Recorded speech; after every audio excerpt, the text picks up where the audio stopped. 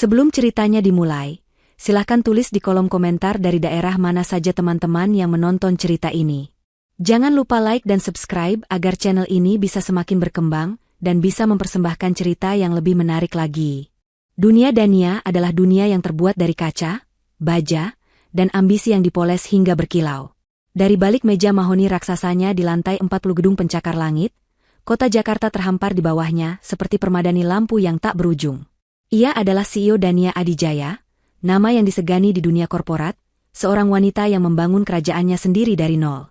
Rapat-rapat penting, keputusan bernilai miliaran rupiah, dan ratusan karyawan yang menggantungkan hidup padanya adalah sarapannya sehari-hari. Jarinya yang lentik dengan kuku terawat sempurna mengetuk pelan permukaan meja, matanya yang tajam menatap deretan angka di layar monitor raksasa di dinding ruangannya. Pikirannya setajam silet, membedah setiap data, menganalisis setiap risiko, dan merumuskan strategi dengan presisi seorang ahli bedah. Di dunia ini, Dania adalah ratu. Ia memegang kendali penuh. Namun, kendali itu seolah menguap begitu ia melangkahkan kakinya melewati pintu utama rumah mewahnya di kawasan elit. Di sana, di dalam istana yang ia bangun dengan keringat dan otaknya sendiri, dunianya menjadi rapuh. Di sana, ia bukanlah seorang CEO, melainkan hanya istri dari Bastian. Suaminya, seorang pria dengan senyum $1 juta dan pesona yang bisa meluluhkan investor paling alot sekalipun, sayangnya tidak pernah menggunakan bakat itu untuk hal yang benar. Bastian menyebut dirinya seorang pebisnis properti, seorang visioner yang melihat peluang di mana orang lain tidak melihatnya. Kenyataannya, proyek-proyeknya lebih sering menjadi fata morgana yang menelan uang dalam jumlah masif. Visi besarnya selalu berakhir dengan kerugian besar, dan modalnya selalu berasal dari satu sumber yang sama, Dania. Malam itu, suasana di ruang makan terasa dingin meskipun pendingin ruangan diatur pada suhu yang nyaman. Denting pelan sendok dan garpu yang beradu dengan piring porselen mahal, menjadi satu-satunya musik yang mengisi keheningan di antara mereka. Bastian, seperti biasa, tampak sempurna dengan kemeja rancangan desainer yang pas di badannya. Ia memulai percakapan dengan nada riang yang dibuat-buat, menceritakan tentang harinya, tentang pertemuan-pertemuan imajiner yang terdengar begitu menjanjikan. Dania hanya mendengarkan dengan setengah hati, pikirannya masih tertinggal di ruang rapat, memikirkan proposal akuisisi yang harus ia putuskan besok. Ia sudah hafal alur ini, pemanasan sebelum permintaan inti. Sayang, Bastian akhirnya memulai, meletakkan sendok dan garpunya. Ia menatap Dania dengan tatapan yang dulu selalu berhasil membuat Dania luluh. Aku menemukan sebuah lahan yang luar biasa strategis di selatan. Potensinya tidak main-main. Kalau kita bisa membangun klaster eksklusif di sana, keuntungannya bisa 10 kali lipat. Dania menghela napas pelan, berusaha menekan rasa lelah yang tiba-tiba menjalari seluruh tubuhnya. Ini dia. Bastian, kita sudah pernah membahas ini. Proyekmu yang terakhir masih menyisakan utang pada kontraktor. Aku belum melihat laporannya lunas. Wajah Bastian langsung berubah muram. Ia memasang ekspresi terluka, seolah Dania baru saja menamparnya. Kenapa kamu selalu begitu? Kenapa kamu tidak pernah bisa mendukungku dengan tulus? Aku ini suamimu. Kesuksesanku adalah kesuksesanmu juga. Apakah kamu lebih suka melihatku gagal? Ini adalah senjata andalannya. Memutarbalikkan fakta, membuat Dania merasa bersalah karena logis dan berhati-hati. Dulu, taktik ini selalu berhasil. Dania akan merasa tidak enak, merasa menjadi istri yang tidak suportif, dan akhirnya luluh. Tapi malam ini, sesuatu terasa berbeda. Kesabarannya sudah menipis setipis kertas. Namun, ia juga terlalu lelah untuk berdebat. Pertengkaran hanya akan menguras energinya yang berharga, yang ia butuhkan untuk pertempuran sesungguhnya di kantor besok. Berapa yang kamu butuhkan? Tanya Dania dengan nada datar, tanpa menatap mata suaminya. Wajah Bastian kembali cerah secepat kilat. Tidak banyak, untuk proyek sebesar ini. Aku sudah hitung semuanya. Cukup 5 miliar sebagai uang muka untuk mengamankan lahannya. 5 miliar. Jumlah yang bagi orang lain sangat besar. Namun bagi Bastian terdengar seperti meminta uang untuk membeli permen. Dania memejamkan matanya sejenak. Uang itu bisa ia gunakan untuk program bonus akhir tahun bagi manajer terbaiknya. Uang itu bisa menjadi investasi di perusahaan rintisan teknologi yang sedang ia lirik. Tapi uang itu kini akan kembali masuk ke dalam lubang hitam bernama ambisi Bastian. Dengan berat hati, ia mengangguk. Baiklah. Besok aku akan suruh asistenku untuk mentransfernya. Senyum kemenangan terukir di wajah Bastian. Ia bangkit dari kursinya, menghampiri Dania dan mencium puncak kepalanya. Terima kasih. Sayang, aku janji, kali ini akan berbeda. Kamu tidak akan menyesal, bisiknya. Dania tidak merasakan apa-apa. Ciuman itu terasa hampa, janjinya terdengar kosong. Setelah Bastian masuk ke kamar mereka, Dania tetap duduk di meja makan. Ia meraih tabletnya, ingin mengalihkan pikiran dengan memeriksa beberapa email pekerjaan yang belum sempat ia baca. Jarinya menggulir layar, membuka folder-folder laporan keuangan. Iseng, ia membuka laporan gabungan kartu kredit mereka. Biasanya ia tidak pernah memeriksa detailnya, karena asistennya yang selalu mengurus pembayaran. Tapi malam ini, matanya terpaku pada satu baris transaksi. Sebuah transaksi sebesar 300 juta rupiah. Dania mengerutkan keningnya. Ia tidak ingat pernah membelanjakan uang sebanyak itu dalam satu transaksi belakangan ini. Matanya membaca detailnya. Nama merchantnya adalah Elysian Jewels, sebuah butik perhiasan mewah yang hanya menjual berlian langka. Tanggal transaksinya 2 minggu yang lalu, pada hari ulang tahun pernikahan mereka. Dania meraba lehernya. Kosong. Bastian memang mengucapkan selamat ulang tahun pernikahan, tapi tidak ada hadiah apapun. Pria itu beralasan sedang sibuk menyiapkan proyek besarnya, sehingga tidak sempat membeli kado. Dania memakluminya saat itu. Kini, transaksi ini terasa seperti sebuah anomali, sebuah kesalahan sistem. Mungkinkah kartu kreditnya diretas? Tapi jika diretas, kenapa hanya satu transaksi besar di toko perhiasan? Dania mencoba berpikir positif. Mungkin Bastian membelikannya sebagai hadiah kejutan yang belum sempat ia berikan. Tapi itu tidak terasa benar. Bastian bukan tipe orang yang bisa menyimpan rahasia, terutama jika itu adalah sesuatu yang bisa ia pamerkan. Jika ia memang membeli perhiasan semahal itu, ia pasti sudah memberikannya pada Dania pada hari itu juga. Sebuah perasaan dingin mulai merayap di punggungnya. Perasaan yang sama seperti saat ia merasa ada yang tidak beres dengan laporan keuangan anak perusahaannya setahun yang lalu, yang ternyata benar karena ada penggelapan dana oleh manajernya. Ini adalah insting bisnisnya, alarm internalnya yang berbunyi ketika ada sesuatu yang salah. 300 juta rupiah. Sebuah kalung berlian. Hadiah ulang tahun pernikahan yang tidak pernah ia terima. Uang itu telah dibelanjakan, tapi barangnya tidak ada padanya. Lalu, untuk siapa kalung itu? Kemana perginya perhiasan semahal itu? Pertanyaan itu menggantung di udara malam yang sunyi, terasa lebih berat dan lebih mengancam daripada tumpukan proposal bisnis di mejanya. Fajar menyingsing di ufuk timur, namun Dania sama sekali tidak tidur. Pertanyaan tentang transaksi misterius itu terus berputar di kepalanya, mengusir kantuknya. Pagi itu, ia berangkat ke kantor lebih awal dari biasanya. Wajahnya ia poles dengan riasan sempurna untuk menutupi lingkaran hitam di bawah matanya, mengenakan setelan kerja paling tajam untuk memperkuat citranya sebagai wanita yang tak tergoyahkan. Tidak ada seorang pun yang boleh tahu bahwa fondasi dunianya sedang retak. Di dalam mobil dalam perjalanan ke kantor, ia tidak menyentuh tabletnya untuk membaca berita bisnis seperti biasa. Ia hanya menatap kosong ke jalanan Jakarta yang mulai padat, pikirannya menyusun sebuah rencana. Ia tidak akan mengkonfrontasi Bastian. Tidak sekarang. Konfrontasi tanpa bukti kuat hanya akan menjadi pertengkaran tanpa ujung yang akan dimenangkan oleh Bastian dengan sandiwara dan manipulasi. Dania adalah seorang CEO.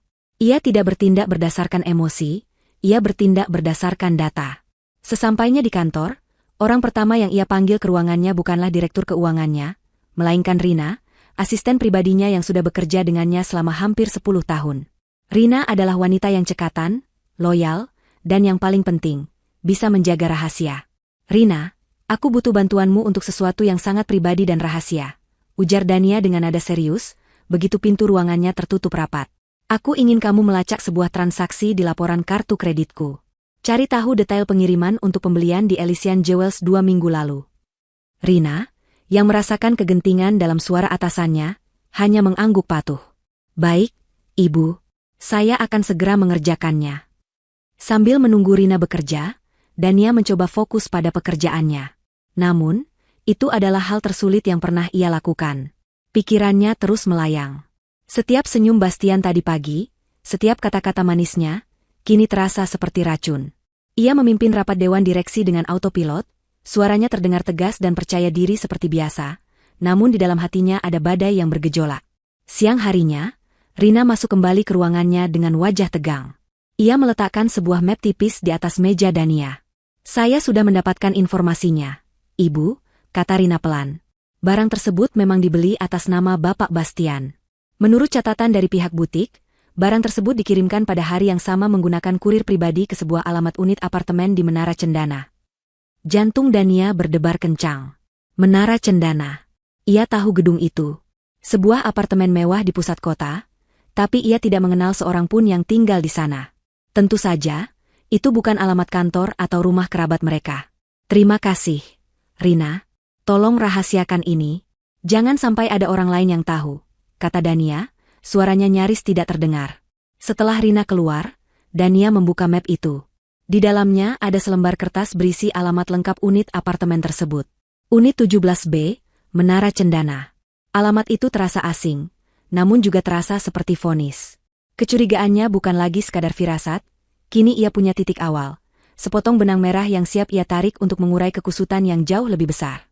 Sore itu juga, ia menghubungi nomor telepon yang ia dapat dari kepala keamanan perusahaannya. Nomor seorang penyelidik swasta terbaik di kota itu. Seseorang yang bekerja dalam diam dan memberikan hasil yang akurat. Pertemuan itu dilakukan di sebuah lounge hotel yang sepi. Pria di hadapannya, bernama Hardy, adalah seorang pria parubaya dengan penampilan biasa yang tidak akan menarik perhatian di tengah keramaian. Tapi matanya tajam dan cara bicaranya lugas. Dania menjelaskan situasinya tanpa basa-basi. Ia memberikan nama suaminya, Bastian, dan alamat apartemen di Menara Cendana. Saya ingin tahu siapa yang tinggal di unit itu, dan apa hubungannya dengan suami saya. Saya ingin bukti. Foto, video, catatan aktivitas. Apapun yang bisa Anda temukan. Kerjakan secepat mungkin, dan berapapun biayanya, akan saya bayar, ujar Dania dengan suara dingin dan mantap. Hardy mengangguk. Saya mengerti, Bu Dania. Beri saya waktu 3 hari. 3 hari berikutnya adalah 3 hari terpanjang dalam hidup Dania. Ia menjalani rutinitasnya seperti biasa, menjadi CEO di siang hari dan menjadi istri di malam hari. Ia makan malam bersama Bastian, mendengarkan bualan suaminya tentang proyek fiktifnya, bahkan tersenyum saat Bastian menceritakan lelucon. Tapi di balik senyum itu, ada kebencian yang mulai tumbuh. Setiap sentuhan Bastian terasa menjijikan, setiap perhatiannya terasa palsu. Ia merasa seperti sedang memainkan sebuah peran dalam sebuah drama yang menyakitkan, menunggu tirai panggung diturunkan dan kebenaran terungkap. Ia melihat suaminya seolah baru pertama kali. Ia memperhatikan cara Bastian yang selalu gelisah saat memeriksa ponselnya, caranya yang sering pamit keluar untuk menerima telepon dengan alasan, urusan bisnis penting. Semua detail kecil yang dulu ia abaikan, kini terlihat sangat jelas sebagai tanda-tanda kebohongan. Pada hari ketiga, Hardy menghubunginya. Saya sudah punya laporannya, Bu. Kita bisa bertemu di tempat yang sama. Jantung Dania terasa seperti akan melompat dari dadanya.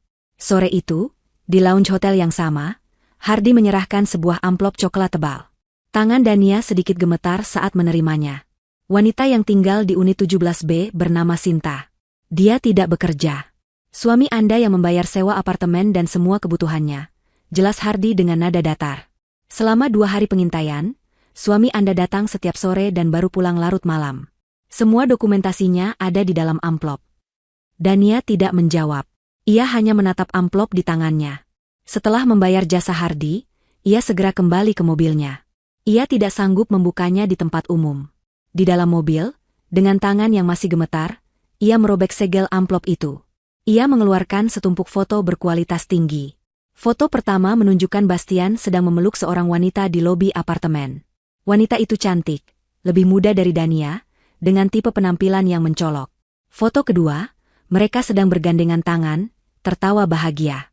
Foto ketiga, mereka sedang berciuman di depan pintu unit 17B. Setiap foto terasa seperti tusukan pisau di hatinya. Ia terus menarik foto-foto itu satu persatu, masing-masing lebih menyakitkan dari yang sebelumnya. Lalu ia sampai pada foto terakhir. Foto yang paling menghancurkan. Itu adalah foto close-up Sinta, yang sedang tersenyum manja ke arah kamera, kemungkinan besar difoto oleh Bastian sendiri. Dan di leher jenjang wanita itu, melingkar dengan angkuh sebuah kalung berlian yang berkilauan. Kalung yang sama, yang dibeli dengan uang Dania, sebagai hadiah ulang tahun pernikahan mereka. Pada saat itu, Dania tidak merasakan amarah yang meledak-ledak. Ia juga tidak menangis. Yang ia rasakan adalah sesuatu yang lebih dalam dan lebih dingin. Rasa sakit pengkhianatan itu begitu hebat hingga melumpuhkan semua emosi lainnya, menyisakan sebuah kekosongan yang membekukan. Cinta yang dulu ia miliki untuk Bastian telah mati, digantikan oleh sesuatu yang baru. Sesuatu yang keras, tajam, dan berbahaya. Ia menatap foto Sinta yang tersenyum mengejek itu, dan dalam hatinya, sang CEO telah mengambil alih. Ini bukan lagi masalah rumah tangga. Ini adalah perang. Dan Dania Adijaya tidak pernah kalah dalam perang. Dania mengemudikan mobilnya pulang dalam keheningan yang pekat. Hujan mulai turun, membasahi kaca depan dan memburamkan lampu-lampu kota menjadi kilatan warna yang abstrak. Suara penyiar radio yang berceloteh riang terasa begitu sumbang dengan suasana hatinya. Ia mematikan radio, membiarkan hanya suara wiper yang bergerak monoton menemaninya. Amplop coklat berisi bukti-bukti pengkhianatan itu tergeletak di kursi penumpang di sebelahnya. Benda itu terasa berat, seolah berisi bongkahan timah, bukan hanya lembaran-lembaran kertas foto.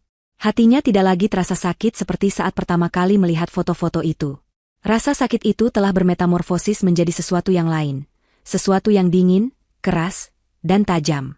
Itu adalah ketenangan yang menakutkan, ketenangan yang datang sebelum badai besar. Ia tidak akan menangis. Air mata adalah kemewahan yang tidak ia miliki saat ini. Air mata adalah untuk mereka yang lemah, dan ia telah memutuskan bahwa ia tidak akan menjadi lemah. Sesampainya di rumah, ia masuk dengan langkah mantap. Bastian belum pulang. Bagus. Itu memberinya waktu. Ia langsung menuju ruang kerjanya, sebuah ruangan berdinding kaca yang menghadap ke taman belakang yang rimbun. Di sana, di balik sebuah lukisan abstrak modern, terdapat sebuah brankas tersembunyi. Dengan kombinasi angka yang hanya ia yang tahu, ia membuka pintu baja tebal itu dan meletakkan amplop coklat itu di dalamnya, di samping tumpukan sertifikat saham dan dokumen-dokumen penting perusahaannya. Benda itu kini berada di tempat yang semestinya, sebuah bukti dalam sebuah arsip kejahatan.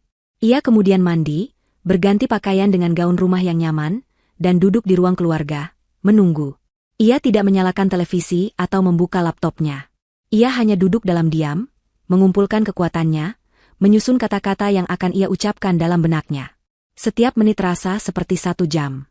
Sekitar pukul 9 malam, suara mobil Bastian terdengar memasuki garasi. Tak lama kemudian, pintu depan terbuka dan Bastian masuk dengan senyum cerah di wajahnya, seolah ia baru saja pulang dari sebuah perjalanan bisnis yang sukses. Ia pasti baru saja meninggalkan apartemen Sinta, pikir Dania getir. Bastian menghampirinya, hendak menciumnya, tapi Dania sedikit memundurkan kepalanya, membuat ciuman itu mendarat canggung di pipinya. Malam, sayang. Maaf aku terlambat, ada pertemuan mendadak dengan klien, kata Bastian, melepaskan dasinya. Kebohongan itu meluncur begitu saja dari mulutnya, begitu alami. Duduklah, Bastian. Ada yang ingin aku bicarakan, kata Dania, suaranya terdengar tenang namun tanpa kehangatan sedikitpun. Bastian merasakan perubahan atmosfer itu. Senyumnya sedikit memudar. Tentu. Ada apa?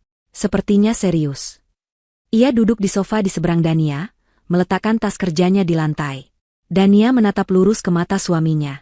Bagaimana proyek lahan di selatan itu? Yang kau bilang butuh modal 5 miliar dariku. Bastian tampak sedikit lega. Mungkin ia mengira Dania hanya akan membahas soal uang lagi. Oh, itu. Semuanya berjalan lancar. Aku sudah bertemu dengan pemilik tanahnya, kami sudah mencapai kesepakatan awal. Senin besok aku akan menandatangani akta jual belinya. Jawabnya dengan penuh percaya diri, merangkai cerita fiktifnya dengan cepat. Ini akan menjadi proyek terbesar kita. Sayang, aku sangat bersemangat. Dania mengangguk pelan, membiarkan suaminya terus berbicara. Ia membiarkan Bastian menggali lubangnya sendiri, semakin dalam dengan setiap kebohongan yang ia ucapkan. Ia bertanya tentang detail lokasi, tentang rencana pembangunannya, tentang target pasarnya.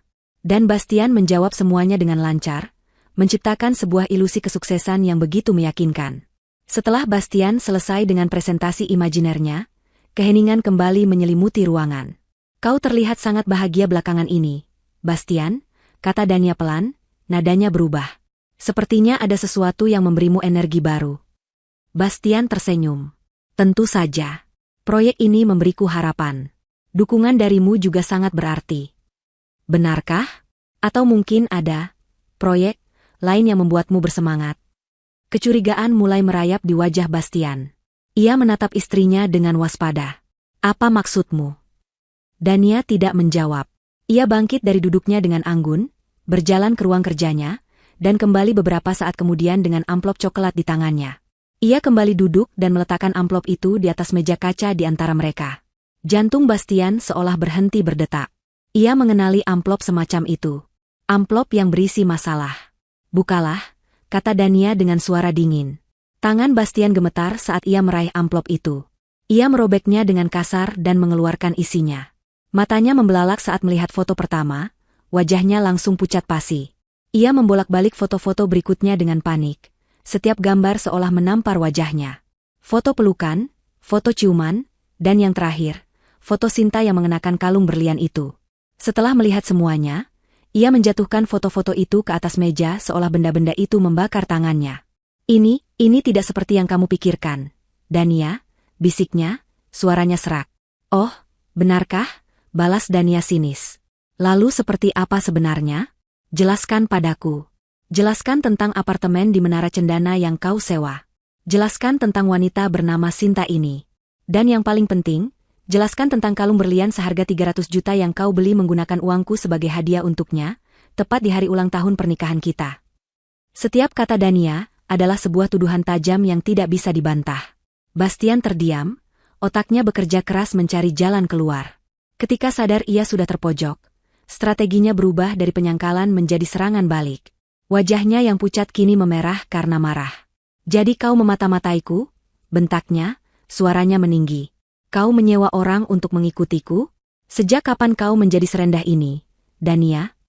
Aku menjadi serendah ini sejak suamiku menggunakan uang hasil kerja kerasku untuk membiayai wanita simpanannya. Balas Dania dengan ketenangan yang mengerikan. Aku terpaksa melakukan ini, teriak Bastian, berdiri dari sofa. Karena kamu tidak pernah ada untukku. Kamu lebih mencintai pekerjaanmu daripada aku. Kantor adalah suamimu yang sebenarnya. Sinta memberiku perhatian yang tidak pernah aku dapatkan darimu. Dia membuatku merasa hidup. Dania hanya tersenyum tipis, senyum yang tidak mencapai matanya. Perhatian? Atau uangku? Jangan samakan pengkhianatanmu dengan kegagalanmu sendiri, Bastian. Kau bersamanya bukan karena aku sibuk bekerja. Kau bersamanya karena kau adalah pria lemah yang tidak tahan melihat istrimu lebih sukses darimu. Kau butuh seseorang yang bisa kau kendalikan, seseorang yang memujamu, dan kau membelinya dengan uangku. Kata-kata Dania menusuk tepat di egonya yang rapuh. Wajah Bastian berubah dari marah menjadi putus asa. Ia sadar ia tidak bisa menang dalam perdebatan ini. Jadi, ia menggunakan senjata terakhirnya, air mata. Ia ambruk berlutut di depan Dania, meraih tangan istrinya. Wajahnya basah oleh air mata penyesalan yang palsu. Maafkan aku, Dania, maafkan aku, isaknya. Aku salah, aku tahu aku salah. Itu semua hanya kesalahan bodoh. Aku tidak mencintainya, aku hanya mencintaimu. Aku hanya kesepian. Tolong beri aku satu kesempatan lagi. Aku akan meninggalkannya sekarang juga. Aku akan melakukan apa saja. Tolong jangan tinggalkan aku. Pemandangan itu begitu menyedihkan. Seorang pria dewasa menangis dan memohon di kakinya. Dulu, mungkin hatinya akan luluh. Tapi sekarang, ia hanya merasakan jijik. Ia menarik tangannya dari genggaman Bastian. Sudah terlambat, Bastian, katanya dingin. Saat ia berbalik hendak meninggalkan Bastian yang masih berlutut di lantai, ponselnya yang tergeletak di atas meja berdering. Nomor tidak dikenal. Sebuah firasat buruk membuatnya mengangkat telepon itu. Halo? Halo? Nyonya Dania Adijaya, sapa sebuah suara wanita yang terdengar angkuh dan penuh kemenangan. Dania langsung mengenali nada itu dari deskripsi penyelidiknya. Ini Sinta. Siapa ini? Tanya Dania, meskipun ia sudah tahu jawabannya. Oh, jangan pura-pura tidak tahu, kata Sinta sambil tertawa kecil. Aku hanya ingin menyapamu secara langsung. Bagaimana? Apakah suamimu sudah menunjukkan pertunjukan air matanya yang menyedihkan itu? Jangan percaya padanya. Dia milikku sekarang.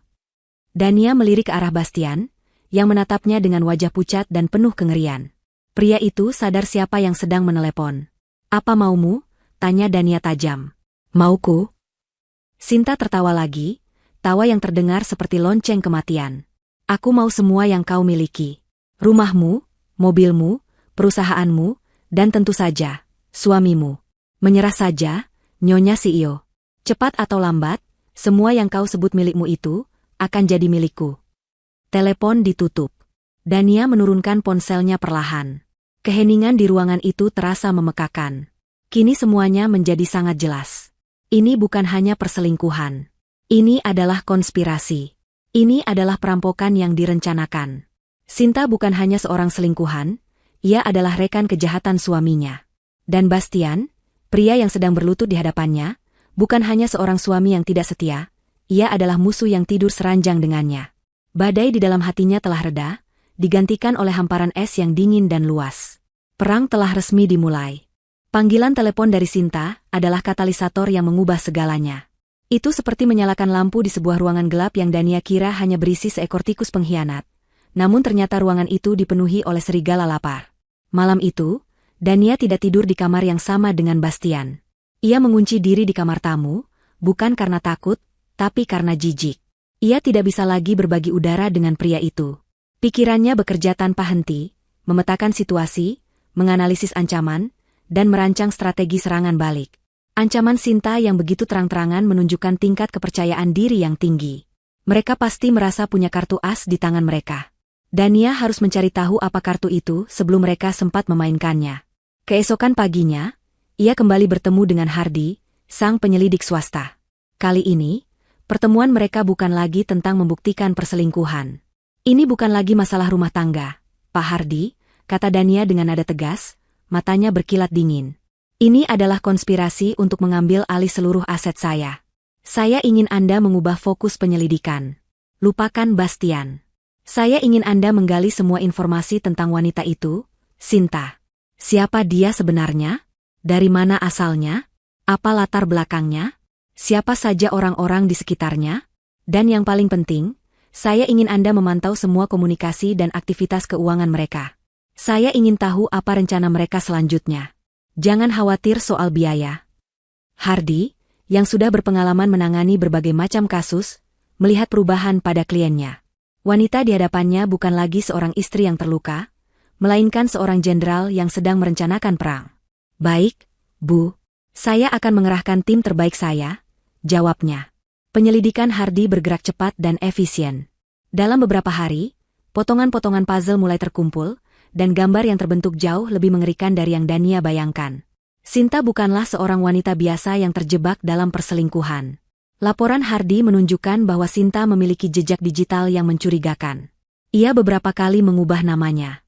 Latar belakang pendidikannya tidak jelas, dan ia tidak punya riwayat pekerjaan yang resmi. Namun, ia pernah beberapa kali terhubung dengan kasus-kasus penipuan yang melibatkan pria-pria kaya, meskipun ia selalu berhasil lolos tanpa tuntutan hukum. Dia adalah seorang predator profesional. Laporan berikutnya lebih detail lagi. Tim Hardy berhasil menyadap komunikasi mereka. Dari percakapan telepon dan pesan teks, terungkap bahwa Bastian telah membocorkan informasi-informasi sensitif tentang keuangan dan bisnis Dania kepada Sinta. Mereka membahas tentang aset-aset pribadi Dania, tentang celah-celah hukum yang mungkin bisa mereka manfaatkan. Bahkan, mereka kedapatan mencoba memalsukan tanda tangan Dania pada beberapa dokumen transfer aset minor sebagai uji coba. Rencana mereka jelas, mereka tidak hanya ingin menikmati uang Dania, mereka ingin merebut kepemilikannya secara sistematis. Setiap laporan baru yang diterima Dania terasa seperti hantaman di ulu hatinya. Namun ia menelannya bulat-bulat, mengubah rasa sakit itu menjadi bahan bakar untuk ketegasannya. Ia mulai mengambil langkah-langkah pengamanan. Ia mengubah semua kata sandi perbankan dan akses digitalnya. Ia menyewa tim audit independen untuk memeriksa kemungkinan adanya sabotase atau pencurian data di perusahaannya. Ia bahkan memasang sistem keamanan yang lebih canggih di rumahnya.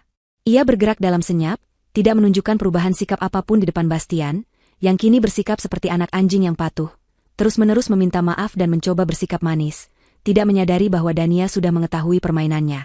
Suatu sore, Hardy meminta pertemuan darurat. Wajahnya tampak lebih serius dari biasanya. Bu Dania, ada perkembangan baru yang sangat mengkhawatirkan, katanya sambil menyodorkan sebuah dokumen. Tim saya menemukan bahwa sebulan yang lalu, Bastian menghubungi agen asuransi Anda. Dania merasakan firasat buruk. Untuk apa? Dia tidak melakukan perubahan apapun. Tapi dia menanyakan banyak sekali pertanyaan. Pertanyaan-pertanyaan yang sangat spesifik. Hardy berhenti sejenak, seolah memilih kata-kata yang tepat. Dia bertanya tentang prosedur klaim untuk polis asuransi jiwa Anda. Secara spesifik, dia menanyakan tentang klausul yang berhubungan dengan kematian akibat kecelakaan tunggal, dan kematian mendadak saat sedang melakukan perjalanan atau liburan. Dia juga bertanya apakah proses klaimnya akan lebih rumit jika kematian terjadi di luar negeri. Ruangan itu terasa berputar. Udara seolah tersedot keluar dari paru-paru Dania. Ini bukan lagi tentang uang. Ini bukan lagi tentang merebut perusahaan atau rumahnya. Ini tentang nyawanya. Pikiran bahwa pria yang tidur di sebelahnya selama bertahun-tahun, ayah dari anak-anak yang pernah mereka impikan bersama, kini sedang merencanakan kematiannya, adalah sebuah kengerian yang tak terbayangkan. Rasa dingin yang ia rasakan sebelumnya, kini berubah menjadi es yang membekukan tulangnya. Ia tidak lagi merasa marah. Ia merasa takut. Untuk pertama kalinya dalam waktu yang sangat lama, Dania Adijaya merasa takut. Namun, rasa takut itu tidak melumpuhkannya. Sebaliknya, rasa takut itu mempertajam instingnya untuk bertahan hidup. Malam itu, ia tidak bisa tidur. Setiap suara di dalam rumahnya yang besar itu terdengar seperti ancaman. Suara derit lantai, suara angin di jendela. Ia membayangkan skenario-skenario terburuk. Rem mobilnya yang disabotase. Makanan atau minumannya yang diracuni. Sebuah kecelakaan di tangga rumahnya. Keesokan harinya, ia sudah kembali menjadi dirinya yang tegar. Ia tahu ia tidak bisa menunjukkan rasa takutnya. Ia harus melanjutkan permainan ini, sampai ia memiliki cukup bukti untuk menghancurkan mereka berdua sekaligus. Ia menghubungi Hardy lagi, memberinya instruksi baru yang lebih mendesak. Saya ingin Anda mencari tahu lebih dalam tentang pertanyaan Bastian kepada agen asuransi itu. Apakah ada hal lain? Sekecil apapun detailnya, saya ingin tahu. 2 hari kemudian, Hardy kembali dengan informasi pamungkas. Informasi yang menjadi paku terakhir di peti mati pernikahannya. Agen asuransi itu awalnya ragu untuk bicara, tapi dengan sedikit bujukan, dia akhirnya mengaku, kata Hardy pelan. Bastian tidak hanya bertanya. Dia secara spesifik meminta formulir untuk menambahkan wali atau penerima manfaat sekunder pada polis Anda. Dia beralasan ingin menambahkannya atas nama perusahaan Cangkang untuk tujuan investasi. Perusahaan Cangkang? Tanya Dania, hatinya berdebar kencang. Betul. Tentu saja kami langsung melacak perusahaan itu. Lanjut Hardy sambil meletakkan selembar kertas di atas meja. Itu adalah salinan akta pendirian sebuah perusahaan bernama PT Sinar Gemilang Properti. Sebuah nama yang terdengar biasa saja. Perusahaan ini baru didirikan 2 bulan lalu. Tidak punya kantor, tidak punya aktivitas bisnis. Modalnya nol. Dania menatap dokumen itu, matanya menyusuri setiap baris tulisan, sampai akhirnya ia menemukan apa yang ia cari. Di bagian dewan direksi, hanya ada satu nama yang tercantum. Satu nama yang mengakhiri semua keraguan dan spekulasi. Satu nama yang mengkonfirmasi bahwa suaminya menginginkannya mati agar wanita itu bisa mengambil semuanya. Direktur Utama, Sinta Amelia.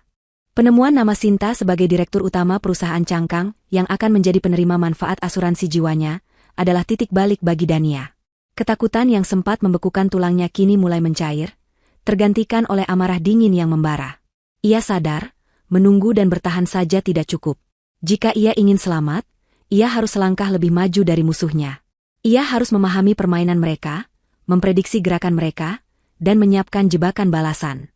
Selama beberapa hari, ia hidup dalam dualitas yang melelahkan. Di depan Bastian, ia memasang wajah lelah dan pasrah, seolah pertengkaran hebat mereka telah menguras seluruh energinya, dan ia mulai mempertimbangkan untuk memaafkan. Ia sengaja mengurangi intensitas kerjanya, pulang lebih awal, dan menunjukkan sedikit kehangatan palsu. Bastian, yang egonya setinggi langit, tentu saja memakan umpan itu mentah-mentah. Ia mengira istrinya yang perkasa itu akhirnya luluh, takluk oleh pesonanya dan sandiwara penyesalannya. Di saat yang sama, di belakang layar, Dania bergerak seperti seorang ahli strategi perang. Ia menghabiskan malam-malamnya tidak untuk tidur, melainkan untuk belajar. Ia membaca tentang semua asetnya, mempelajari setiap detail hukum kepemilikan, dan berkonsultasi secara rahasia dengan pengacara terbaiknya dengan dalih perencanaan aset masa depan. Ia ingin memastikan benteng pertahanannya tidak memiliki celah sedikit pun. Ia juga meminta Hardy untuk terus melaporkan setiap detail kecil dari aktivitas Bastian dan Sinta. Suatu malam, Bastian pulang dengan sebuket besar bunga lili putih, bunga favorit Dania. Pria itu memasang senyumnya yang paling menawan. Aku tahu beberapa minggu ini berat untuk kita, katanya dengan nada lembut. Aku sudah banyak berpikir. Aku ingin kita memperbaiki semuanya, memulai dari awal. Dania hanya menatap bunga itu, mencium aroma manisnya yang kini terasa memuakan. Memulai dari awal tidak semudah itu, Bastian. Aku tahu, sahut Bastian cepat. Karena itu aku punya ide. Bagaimana kalau kita pergi berlibur? Hanya kita, dan mungkin ibu, supaya suasananya lebih hangat. Kita ke Bali. Aku sudah melihat sebuah villa pribadi yang sangat indah. Jauh dari keramaian. Kita bisa benar-benar bicara dari hati ke hati, memperbaiki semua yang sudah rusak. Jantung Dania berdetak lebih kencang. Ini dia. Undangan ke rumah jagal. Pertanyaan tentang klaim asuransi jika kematian terjadi saat berlibur tiba-tiba berdengung di telinganya. Aku tidak tahu, Bastian. Aku sedang banyak pekerjaan. Ayolah, Dania. Pekerjaanmu tidak akan ada habisnya, bujuk Bastian. Anggap saja ini sebagai terapi untuk pernikahan kita. Aku mohon, beri aku kesempatan ini untuk membuktikan bahwa aku serius ingin berubah. Dania sengaja tidak langsung memberikan jawaban, membiarkan Bastian terus memohon. Ia tahu ia harus ikut dalam perjalanan ini. Di sanalah, di tempat yang Bastian pikir akan menjadi akhir baginya, Dania justru akan mencari awal dari akhir bagi mereka. Namun, ia tidak boleh terlihat terlalu mudah setuju. Benar saja, keesokan harinya, teleponnya berdering. Nama, Ibu Nikmah, tertera di layar. Dania menarik napas dalam-dalam sebelum menjawab. Halo, Ibu. Dania, sayang. Apa kabar? Sapa Ibu Nikmah dengan suaranya yang selalu terdengar ceria. Ibu baru saja ditelepon Bastian. Dia cerita tentang rencananya mengajak kalian ke Bali. Aduh, Ibu senang sekali mendengarnya. Akhirnya anak itu sadar juga. Kamu ikutkan. Nak, Ibu mohon ya, terima ajakannya. Ibu yakin, kalau kalian sudah berdua di tempat yang indah, semua masalah pasti selesai. Ibu juga akan ikut, biar bisa menengahi kalau ada apa-apa. Dania memejamkan matanya. Mendengar suara tulus mertuanya yang tidak tahu apa-apa itu terasa begitu menyakitkan. Bastian dengan liciknya telah menggunakan ibunya sendiri sebagai pion, sebagai senjata emosional untuk memaksanya setuju. Menolak sekarang berarti ia akan menghancurkan harapan wanita tua yang baik hati itu, dan membuatnya terlihat sebagai pihak yang keras kepala. Baik, Ibu. Jika Ibu juga ikut, Dania akan ikut, jawab Dania akhirnya. Suaranya ia buat terdengar sedikit ragu namun pasrah. Dari seberang telepon, terdengar pekikan bahagia Ibu Nikmah. Setelah menutup telepon, wajah Dania kembali mengeras.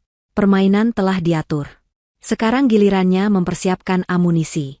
Ia segera menghubungi Hardi. Saya akan pergi ke Bali bersama mereka, kata Dania tanpa basa-basi. Saya butuh peralatan. Sesuatu yang kecil, tidak terdeteksi, dan bisa merekam dengan jelas. Suara dan gambar. Berikan saya yang terbaik. Sore harinya, seorang kurir mengantarkan sebuah kotak kecil ke kantor Dania. Di dalamnya terdapat sebuah pena hitam elegan yang ternyata adalah perekam suara dengan daya tahan baterai 48 jam, sebuah bros berbentuk daun kecil yang merupakan kamera tersembunyi, dan sebuah pelacak GPS seukuran koin. Dania mempelajari cara kerja setiap alat itu dengan cepat. Ia adalah seorang pebisnis ulung yang terbiasa mempelajari teknologi baru. Kini, keahlian itu ia gunakan untuk menyelamatkan nyawanya sendiri. Malam sebelum hari keberangkatan, saat ia sedang memasukkan bros kamera itu ke dalam tas perlengkapan riasnya, sebuah notifikasi email masuk ke ponselnya dari Hardi. Subjeknya hanya satu kata, penting. Dania membukanya dengan perasaan tegang. Isinya adalah laporan singkat yang membuat darahnya terasa dingin. Ibu Dania, sekadar informasi tambahan untuk kewaspadaan Anda. Tim kami menemukan riwayat pencarian internet dari laptop yang sering digunakan Bastian di sebuah kafe internet dekat apartemen Sinta. 2 hari yang lalu, ada pencarian untuk kata kunci, dosis mematikan obat tidur yang dijual bebas, dan cara sewa perahu pribadi di lepas pantai Bali tanpa meninggalkan jejak. Laporan lengkap akan menyusul. Mohon berhati-hati. Dania menatap layar ponselnya lama, jari-jarinya terasa kaku. Jadi begitu rencana mereka. Sebuah kecelakaan di laut lepas setelah membuatnya tak sadarkan diri. Semuanya begitu jelas, begitu mengerikan. Ia tidak lagi hanya berjalan masuk ke sarang singa, ia sedang diterbangkan langsung ke tengah arena gladiator, di mana hanya ada satu pemenang yang akan keluar hidup-hidup. Ia menarik napas panjang, menenangkan jantungnya yang berdebar kencang. Ia menatap pantulan dirinya di cermin. Wajah wanita yang ketakutan itu perlahan sirna, digantikan oleh sorot mata yang tajam dan penuh perhitungan. Baiklah, Bastian, batinnya. Kau ingin bermain di laut? Akan kupastikan kau yang akan tenggelam. Pesawat pribadi milik perusahaan Dania mendarat mulus di Bandara Ngurah Rai. Udara hangat dan lembab khas Bali langsung menyambut mereka begitu pintu terbuka. Ibu Nikmah tampak begitu bersemangat. Wajahnya berseri-seri saat melihat hamparan langit biru. Bastian, di sisinya, memainkan perannya dengan sempurna. Ia merangkul bahu Dania, tersenyum pada ibunya, dan berbicara dengan para staf bandara dengan ramah. Ia tampak seperti seorang suami dan anak yang berbakti, membawa keluarganya berlibur. Hanya Dania yang bisa melihat kilatan aneh di matanya, sebuah antisipasi mengerikan di balik senyumnya yang dipoles. Villa yang mereka tuju terletak di daerah Uluwatu, bertengger di atas tebing dengan pemandangan langsung ke Samudra Hindia yang tak terbatas. Tempat itu luar biasa indah, dengan arsitektur modern yang menyatu dengan alam, kolam renang pribadi yang seolah menyambung dengan lautan, dan taman-taman tropis yang terawat sempurna. Siapapun akan menyebut tempat ini surga. Bagi Dania, tempat ini adalah neraka yang indah, sebuah panggung megah yang telah disiapkan untuk adegan terakhir dalam hidupnya. Luar biasa, Bastian. Kamu pintar sekali memilih tempat ini, puji Ibu Nikmah, matanya berbinar-binar mengagumi pemandangan. Benar kan, Dania? Tempat ini sangat romantis. Sempurna untuk kalian berdua. Sangat indah, Ibu, jawab Dania sambil tersenyum tipis.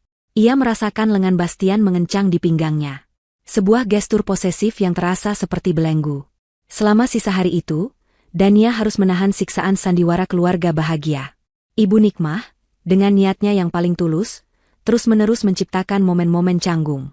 Ia menyuruh Dania dan Bastian untuk berfoto dengan latar belakang matahari terbenam, meminta mereka untuk saling menyuapi buah di tepi kolam renang, dan terus bercerita tentang masa-masa awal pernikahan mereka yang penuh cinta. Setiap kata pujian dari Ibu Nikmah untuk putranya terasa seperti sayatan di hati Dania. Wanita tua yang baik hati ini memuji calon pembunuh menantunya sendiri tanpa tahu apa-apa. Rasa kesepian Dania semakin menjadi-jadi. Ia dikelilingi oleh orang-orang yang ia kenal, namun ia merasa benar-benar sendirian. Sementara itu, ia terus mengamati. Matanya bekerja seperti pemindai, merekam setiap detail.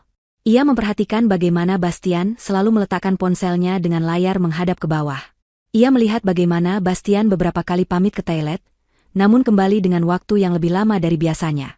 Ia juga sadar bahwa suaminya itu sangat berhati-hati dengan minuman yang ia minum, hanya meminum dari botol air mineral yang ia buka sendiri. Tentu saja, pikir Dania sinis, seorang peracun akan sangat takut diracuni.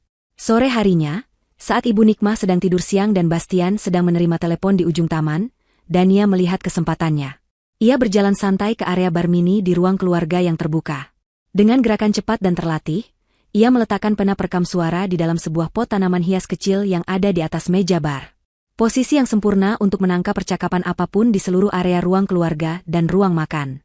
Bros kamera sudah tersemat dengan aman di salah satu syal yang ia letakkan di sandaran sofa, lensanya yang mungil mengarah ke seluruh ruangan. Amunisinya sudah terpasang. Malam harinya, Bastian mengatur makan malam romantis yang diterangi cahaya lilin di teras villa. Ibu Nikmah tentu saja sangat senang dan memutuskan untuk makan di kamarnya sendiri, memberikan privasi untuk anak dan menantunya. Suasana terasa begitu surreal. Suara deburan ombak di bawah tebing, langit yang bertaburan bintang, alunan musik yang lembut, dan seorang pria yang sedang makan malam dengan wanita yang ingin ia bunuh. Aku harap kamu suka, kata Bastian lembut. Aku ingin semuanya sempurna. Terima kasih, Bastian. Ini indah, jawab Dania, memainkan makanannya dengan garpu. Mereka makan dalam keheningan yang canggung selama beberapa saat, sampai Bastian meletakkan gelas anggurnya dan menatap Dania. Dania, katanya dengan nada serius. Aku tahu aku sudah banyak menyakitimu. Tapi di tempat ini, aku merasa kita bisa benar-benar memulai lagi. Lupakan Sinta, lupakan semua kebodohanku. Aku hanya ingin kamu. Dania nyaris tertawa. Aktingnya benar-benar sempurna. Kata-kata saja tidak cukup, Bastian. Aku tahu. Karena itu aku punya kejutan untuk besok lusa. Lanjutnya, matanya berbinar. Aku sudah menyewa sebuah kapal pesiar pribadi. Hanya kita berdua. Kita akan berlayar ke sebuah pulau kecil yang indah, snorkeling, makan siang di atas kapal. Seharian penuh, hanya kita berdua di tengah lautan biru. Jauh dari segalanya. Bagaimana? Jantung Dania berdebar kencang. Perahu pribadi. Lepas pantai. Semuanya cocok dengan informasi dari Hardy. Inilah rencananya. Terdengar menyenangkan, jawab Dania, berusaha agar suaranya tidak bergetar. Setelah makan malam yang terasa seperti berlangsung selamanya itu, Dania pamit ke kamar lebih dulu dengan alasan sakit kepala. Ia butuh waktu sendirian, butuh ruang untuk bernapas. Ia berdiri di balkon kamarnya yang luas, menatap lautan gelap di bawahnya. Angin malam terasa dingin di kulitnya. Ia merasa begitu kecil dan sendirian di hadapan alam semesta, dan di hadapan kejahatan yang begitu terencana. Ia hampir saja menyerah pada keputusasaan, saat matanya menangkap sebuah gerakan di area taman villa sebelah yang remang-remang. Awalnya ia tidak terlalu memperhatikan, mengira itu adalah tamu atau staf hotel. Namun, sosok itu berhenti di bawah sebuah lampu taman, mengeluarkan ponsel, dan wajahnya tersinari oleh cahaya layar. Dania seketika menahan napas. Ia tidak mungkin salah. Meskipun dari jarak yang cukup jauh, ia mengenali wajah itu. Wajah angkuh yang ia lihat berkali-kali di dalam foto-foto dari Hardy. Wajah wanita yang meneleponnya dengan nada mengejek. Itu adalah Sinta. Dia ada di sini, bukan di hotel lain, bukan di kota lain. Dia ada di villa sebelah, begitu dekat. Dia tidak sedang bersembunyi. Dia ada di sana, mengawasi, menunggu. Mungkin memastikan semuanya berjalan sesuai rencana. Pada saat itu, semua keraguan yang tersisa di benak Dania lenyap. Ini bukan lagi sekadar dugaan atau firasat buruk yang didasari oleh bukti tidak langsung. Ini adalah konfirmasi visual. Serigala itu tidak hanya mengintai dari jauh. Serigala itu sudah berada di depan pintu kandangnya, menunggu saat yang tepat untuk menerkam. Dania mundur perlahan dari balkon, masuk ke dalam kamarnya, dan mengunci pintu. Rasa takutnya kini telah mengkristal menjadi sebuah kepastian yang dingin. Pertarungan untuk hidupnya akan terjadi di sini, di surga palsu ini. Malam itu terasa panjang dan penuh ancaman. Kesadaran bahwa Sinta, sang arsitek kehancurannya, berada begitu dekat membuat Dania tidak bisa memejamkan mata. Ia berbaring di tempat tidur, punggungnya menghadap Bastian, setiap otot di tubuhnya menegang.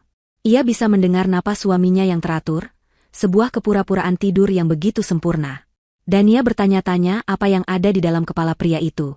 Apakah ia sedang memimpikan kekayaan yang akan ia rebut?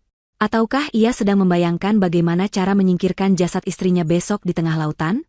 Kengerian itu membuat perutnya mual.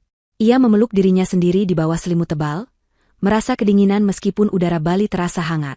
Ia sendirian dalam pertarungan ini, dan fajar esok hari terasa seperti hitungan mundur menuju eksekusinya. Paginya, Dania memaksa dirinya untuk bangun dan bersikap seperti biasa. Ia memilih pakaian renang dan gaun musim panas yang cerah, merias wajahnya dengan teliti, seolah ia benar-benar sedang menikmati liburan. Saat ia keluar dari kamar, Bastian sudah duduk di meja makan bersama Ibu Nikmah. Suaminya tersenyum lebar melihatnya. Senyum seekor ular yang siap mematuk. "Selamat pagi, sayang. Tidurmu nyenyak?" sapa Bastian. "Sangat nyenyak," jawab Dania, membalas senyumnya dengan senyum palsu yang sama. Pemandangan dari kamar kita benar-benar membantu untuk tidur. Ibu Nikmah, yang tidak merasakan ketegangan sedikitpun, tertawa senang. "Benar kan? Apa kata ibu? Suasana di sini memang membawa damai. Hari ini kita mau kemana, Bas?" ajak Dania ke tempat yang romantis. "Ya, tentu saja, ibu," kata Bastian sambil mengedipkan mata pada ibunya. "Hari ini kita akan bersantai saja. Mungkin kita bisa ke salah satu pura di atas tebing, lalu menikmati makan siang di Jimbaran. Biar Dania bisa istirahat total sebelum acara spesial kita besok." Hari itu berjalan seperti dalam sebuah film yang aneh. Mereka mengunjungi Pura Luhur Uluwatu, berfoto dengan latar belakang tebing yang curam dan monyet-monyet yang berkeliaran. Dania berjalan di samping Bastian, sesekali membiarkan pria itu merangkulnya demi menyenangkan Ibu Nikmah. Namun, matanya tidak pernah diam. Ia mengamati setiap orang di sekitar mereka, mencari-cari wajah Sinta di tengah keramaian turis. Ia tidak melihatnya, tapi ia tahu wanita itu ada di suatu tempat, mengawasi. Saat makan siang di sebuah restoran seafood di tepi pantai Jimbaran, Dania sangat berhati-hati. Ia hanya meminum air dari botol yang ia buka sendiri, dan hanya memakan makanan yang juga diambil oleh Ibu Nikmah. Bastian memperhatikan kehati-hatiannya itu dengan sudut matanya. "Kamu sepertinya tidak nafsu makan, sayang," tegur Bastian lembut. "Mungkin hanya sedikit kelelahan karena cuaca panas," jawab Dania diplomatis. Malam harinya adalah puncak dari semua sandiwara. Setelah seharian penuh berpura-pura, ketegangan di dalam diri Dania sudah mencapai batasnya. Ibu Nikmah, yang merasa sedikit lelah setelah berjalan-jalan, memutuskan untuk makan malam di kamarnya dan beristirahat lebih awal. "Kalian habiskan waktu berdua, ya? Jangan pedulikan ibu," katanya sambil tersenyum sebelum masuk ke kamarnya. Akhirnya, Dania sendirian bersama calon pembunuhnya. Mereka kembali ke suite pribadi mereka. Suasananya terasa berat dan menyesakan. Bastian menyalakan musik yang lembut, mencoba menciptakan suasana romantis yang palsu. Ia menuangkan 2 gelas anggur, namun Dania menolaknya dengan halus. Aku rasa aku tidak ingin minum alkohol malam ini. Kepalaku sedikit pusing. Bastian tidak memaksa. Ia tahu rencananya tidak memerlukan alkohol. Ia duduk di samping Dania di sofa balkon, menatap lautan yang gelap. Besok akan menjadi hari yang luar biasa, katanya, suaranya terdengar seperti bisikan. Hanya ada kau dan aku. Setelah beberapa saat, Dania bangkit berdiri. Aku mau mandi dan bersiap-siap tidur. Aku lelah sekali. Tentu, sayang, kata Bastian. Aku akan menunggumu di sini. Dania masuk ke kamar mandi, namun ia tidak menyalakan air.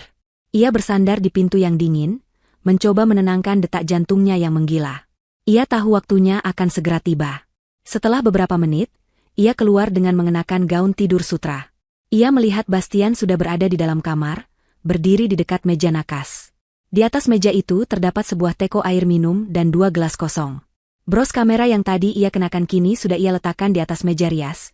Lensanya mengarah tepat ke area tempat tidur dan meja nakas. Pena perekam suara juga sudah ia letakkan di sana, di antara botol-botol parfumnya. Bastian tersenyum melihatnya. Sudah lebih segar? Tanyanya. Ia meraih teko air dan menuangkannya ke dalam salah satu gelas. Gerakannya terlihat sangat alami, seperti seorang suami yang sedang melayani istrinya. Tapi Dania melihat semuanya dalam gerak lambat.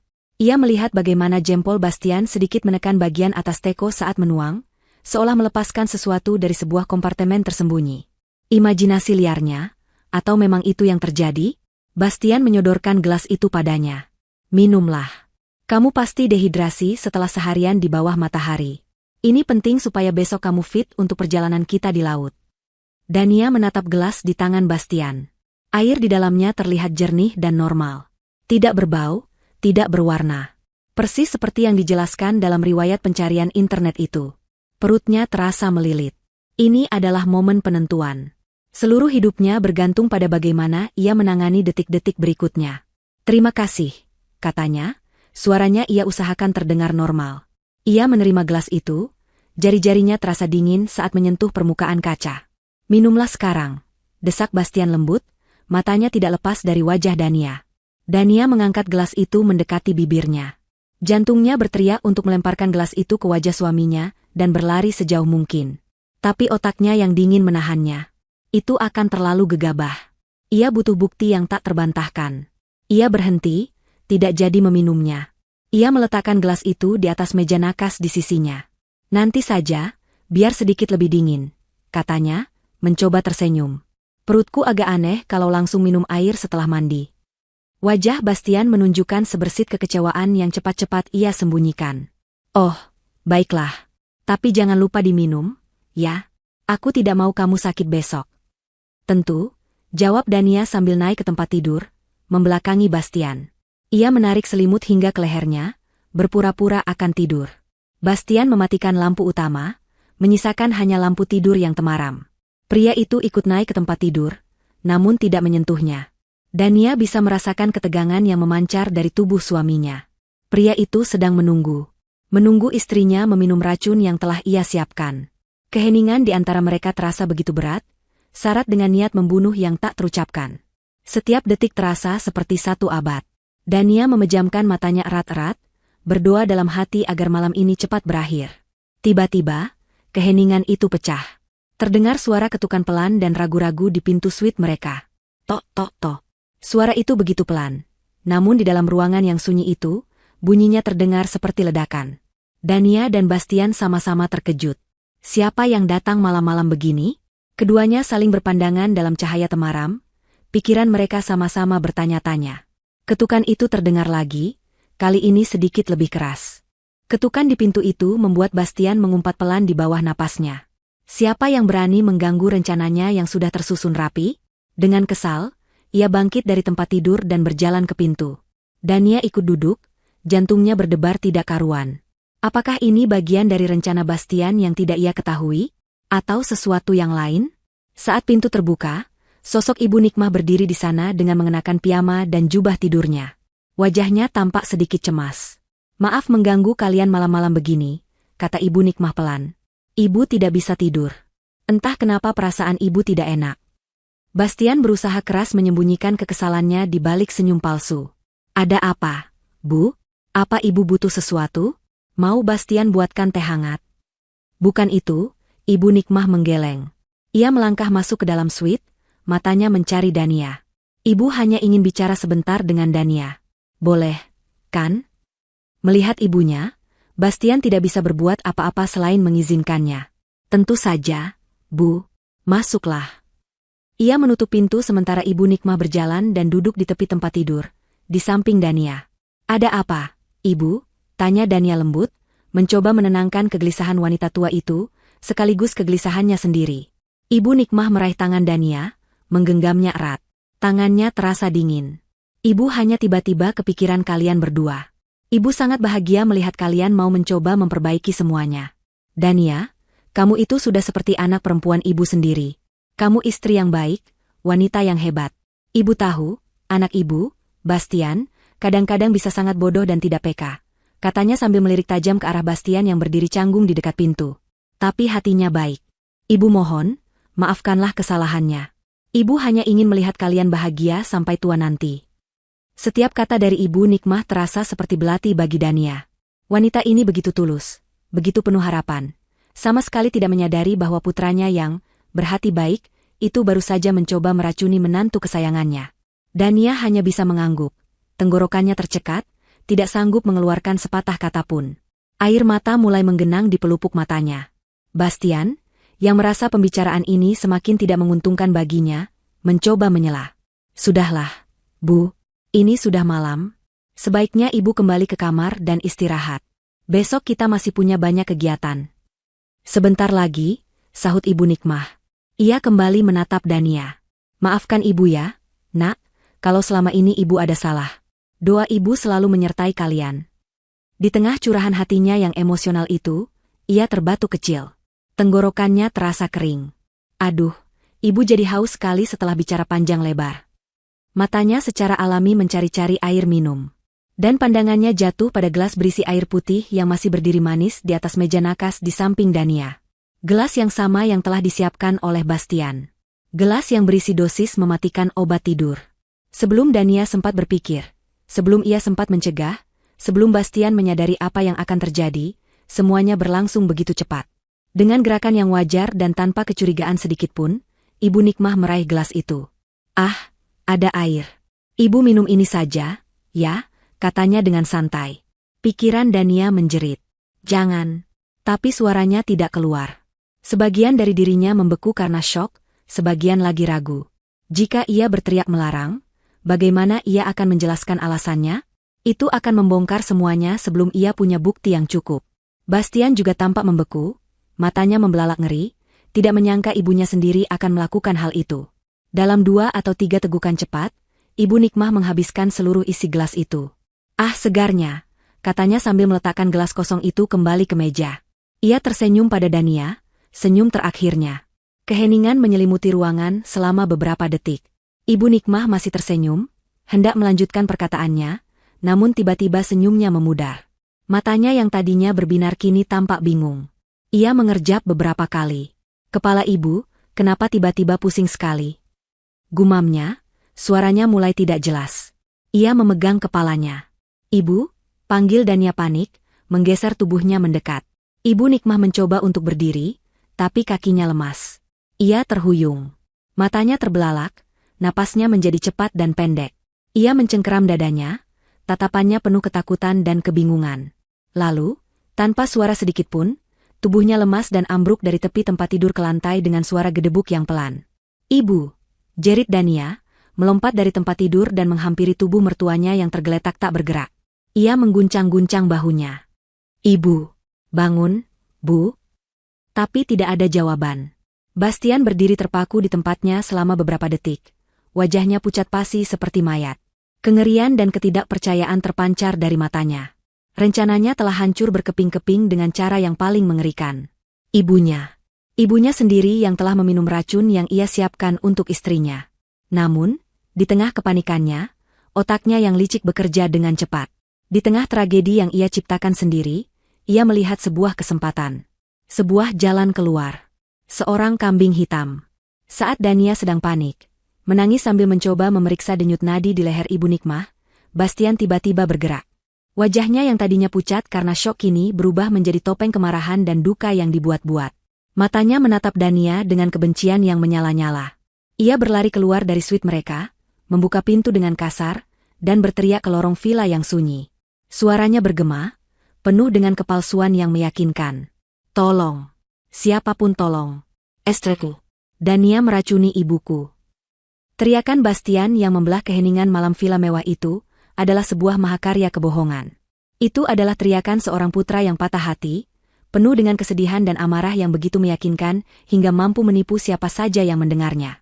Staf villa yang sedang bertugas adalah yang pertama kali datang, wajah mereka panik. Mereka menemukan pemandangan yang mengerikan. Seorang wanita tua terbaring tak sadarkan diri di lantai, seorang pria menangis histeris sambil menunjuk-nunjuk istrinya, dan seorang wanita yang berlutut di samping tubuh itu dengan wajah basah oleh air mata dan syok. Dia meracuninya. Istriku meracuni ibuku.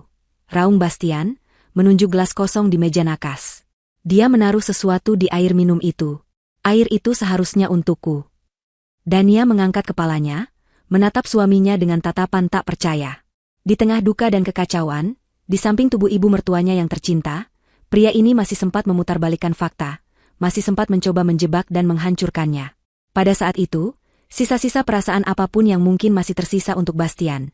Kasihan, kenangan masa lalu, lenyap selamanya, terbakar habis oleh kebencian yang murni. Pria di hadapannya bukan lagi manusia, ia adalah monster. Situasi berkembang dengan cepat. Manajer villa menelepon ambulans dan polisi. Dalam waktu singkat, suite mewah mereka telah berubah menjadi tempat kejadian perkara. Para medis masuk dan segera memeriksa Ibu Nikmah. Setelah beberapa upaya resusitasi yang sia-sia, mereka dengan berat hati menyatakan bahwa Ibu Nikmah telah meninggal dunia. Bastian meraung lebih keras, sebuah pertunjukan duka yang spektakuler. Ia mencoba menerjang Dania, namun ditahan oleh petugas keamanan. Polisi pun tiba. 2 orang detektif lokal yang berpengalaman, satu lebih tua dan satu lebih muda, memasuki ruangan. Mereka mengamati situasi dengan tatapan tajam dan terlatih. Detektif yang lebih tua, bernama Inspektur Wayan, menghampiri Bastian yang masih histeris. "Tenang, Pak. Coba jelaskan apa yang terjadi," kata Inspektur Wayan dengan nada tenang namun tegas. Dengan air mata bercucuran, Bastian menceritakan versi ceritanya. Ia mengarang sebuah kisah tentang pertengkaran hebat antara ia dan Dania mengenai perselingkuhannya. Menurutnya, Dania menjadi gelap mata dan mengancam akan membunuhnya. Ia menuduh Dania menaruh racun di dalam gelas air yang disiapkan untuknya, namun ibunya yang malang tidak sengaja meminumnya saat datang untuk menenangkan mereka. Cerita itu terdengar masuk akal, sebuah drama rumah tangga yang berakhir tragis. Saat Bastian sedang bercerita, Sinta tiba-tiba muncul di ambang pintu, wajahnya dipenuhi kepanikan. "Ya Tuhan, ada apa ini?" serunya, berlari menghampiri Bastian dan memeluknya. "Aku dengar teriakan dari vilaku." Kehadirannya adalah langkah terakhir dalam rencana mereka. Ia akan berperan sebagai saksi yang menguatkan cerita Bastian. "Benar, Pak Polisi," katanya sambil terisak di bahu Bastian. "Saya tahu mereka sedang ada masalah. Tuan Bastian bercerita pada saya bahwa istrinya sangat marah dan sering mengancamnya. Saya khawatir hal seperti ini akan terjadi." Semua mata kini tertuju pada Dania. Ia masih duduk di lantai, di dekat jenazah ibu mertuanya, seolah tidak peduli dengan tuduhan-tuduhan yang dilontarkan kepadanya. Ia tampak seperti tersangka yang bersalah, diam, terpukul, dan tidak bisa membela diri. Detektif yang lebih muda menghampirinya. "Ibu Dania, Anda harus ikut kami ke kantor untuk dimintai keterangan," katanya dengan nada formal. Dania menarik napas panjang, sebuah napas yang terasa berat dan menyakitkan. Perlahan, ia mengangkat kepalanya. Air mata masih membasahi pipinya, namun matanya tidak lagi menunjukkan kesedihan atau ketakutan. Matanya berkilat dengan cahaya yang dingin dan tajam. Cahaya seorang CEO yang akan mengambil alih ruang rapat yang kacau. Dengan bantuan detektif muda itu, ia berdiri. "Tidak perlu, Pak," katanya dengan suara yang bergetar namun jelas. "Keterangannya bisa kita lakukan di sini. Karena pembunuhnya sudah ada di ruangan ini." Ia menatap lurus ke arah Bastian dan Sinta, yang menatapnya balik dengan seringai kemenangan tipis di wajah mereka. Mereka pikir mereka sudah menang. "Tuduhan Anda sangat serius, Bu," kata Inspektur Wayan, mendekatinya. "Saya tahu. Dan saya punya bukti untuk setiap perkataan saya," balas Dania. Ketegasan dalam suaranya membuat semua orang di ruangan itu terdiam. Perlahan, dengan gerakan yang disengaja, Dania berjalan ke meja riasnya. Bastian dan Sinta saling berpandangan, sedikit cemas. Apa yang akan ia lakukan? Dania mengambil bros berbentuk daun yang tersemat di syalnya, dan pena hitam elegan yang tergeletak di antara botol-botol parfumnya. Ia berbalik menghadap kedua detektif itu. Ini, katanya sambil menyodorkan kedua benda itu. Bukan sekadar bros dan pena. Ini adalah kamera dan alat perekam suara. Semuanya sudah merekam sejak sebelum kami masuk ke kamar ini malam ini. Wajah Bastian dan Sinta seketika berubah pucat pasi. Senyum kemenangan mereka lenyap, digantikan oleh ekspresi horor yang tak terselubung. Alat perekam suara ini, lanjut Dania sambil mengangkat pena itu, telah merekam dengan jelas percakapan saya dengan almarhumah Ibu Nikmah beberapa saat sebelum beliau meninggal. Beliau datang bukan untuk menenangkan pertengkaran, karena memang tidak ada pertengkaran. Beliau datang karena tidak bisa tidur dan ingin mencurahkan isi hatinya. Anda akan mendengar betapa tulusnya beliau menyayangi saya. Anda juga akan mendengar dengan jelas bagaimana suami saya, Bastian, sebelumnya memaksa saya untuk meminum air dari gelas itu. Ia kemudian mengangkat bros kamera. Dan kamera ini akan menunjukkan kepada Anda sesuatu yang lebih menarik. Kamera ini akan menunjukkan bagaimana Bastian menuangkan air ke dalam gelas itu. Perhatikan baik-baik gerak-gerik tangannya saat memegang teko. Mungkin tim forensik Anda bisa menemukan sisa-sisa bubuk di sana. Kamera ini juga akan menunjukkan bagaimana Ibu Nikmah meminum air itu atas inisiatifnya sendiri, tanpa ada paksaan dari siapapun. Dan yang paling penting, suara Dania meninggi, dipenuhi amarah yang akhirnya ia lepaskan. Kamera ini akan menunjukkan ekspresi wajah suami saya saat ibunya sendiri ambruk di lantai. Bukan ekspresi terkejut atau sedih, tapi ekspresi panik seorang pembunuh yang rencananya berantakan. Inspektur Wayan menatap kedua benda kecil di tangan Dania, lalu menatap wajah Bastian dan Sinta yang sudah seperti kertas. Ia memberi isyarat kepada detektif muda, yang segera mengambil alih alat-alat bukti itu. Itu tidak benar. Dia bohong. Dia pasti sudah mengeditnya, teriak Sinta panik. Tenang saja, kata Dania dingin. Aku punya lebih banyak lagi. Di dalam brankas saya di Jakarta, ada laporan lengkap dari penyelidik swasta yang saya sewa.